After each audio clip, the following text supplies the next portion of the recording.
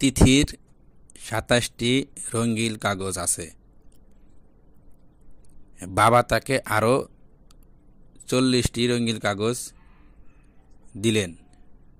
তার কাছে কয়টি রঙিন কাগজ হলো? দেখো, তিথির ২৭টি আগে ছিল, তাহলে পরে তার বাবা আরও কী করছে, ৪০টি খাতা দিয়েছে। তাহলে কী হয়েছে, এখন বেশি হয়েছে। তাহলে আমাদের এখন যোগ করতে হবে। দেখো, এই ৪০ আর হচ্ছে ২৭ আমরা যোগ করবো। ০ আর এই ৭ যোগ করলে কত হয়? ৭, ৭টি হবে। ৪ আর ২ যোগ করলে কত হবে? ৪, ৫, ৬, অর্থাৎ ৬৭টি কাগজ হলো।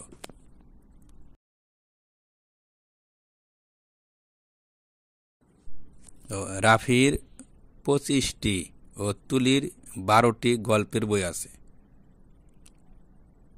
রাফির কতটি বই বেশি আছে? তাহলে এখানে দেখো কী করছে, রাফির আছে ২৫টি, তুলির আছে ১২টি, তুলির কম আছে আর রাফির বেশি আছে। কীভাবে বের করব আমরা? এই বেশিটার বিরুদ্ধে কমটা বাদ দেব। দেখো যে আমরা ডান দিক থেকে করবো। এই ৫-এর ভিতর থেকে ২ বাদ দিলেই কত হয়? ২, ৩, ৪, ৫, ৩। এই ২-এর ভিতর থেকে ১ বাদ দিলেই কত হয়? ১, ২, অর্থাৎ ১৩টি বেশি আছে। রবি ৩৪ টাকা নিয়ে বাজারে গেল এবং সবজি কিনল। এখন তার কাছে ১৪ টাকা আছে। সে কত টাকার সবজি কিনল? তাহলে এখানে ৩৪ টাকা নিয়ে বাজারে গেছে এবং সে সবজিও কিনছে। তার কাছে আসছে কত? ১৪ টাকা। তাহলে আমরা কীভাবে বের করব কত? তাহলে আমরা এখানে এই ৩৪ টাকা থেকে ১৪ টাকা বাদ দেবো। তাহলে দেখো, আমরা ডান দিক থেকে বাদ দেবো। ৪-এর ভিতরে ৪ বাদ দিলে কত হয়? ০।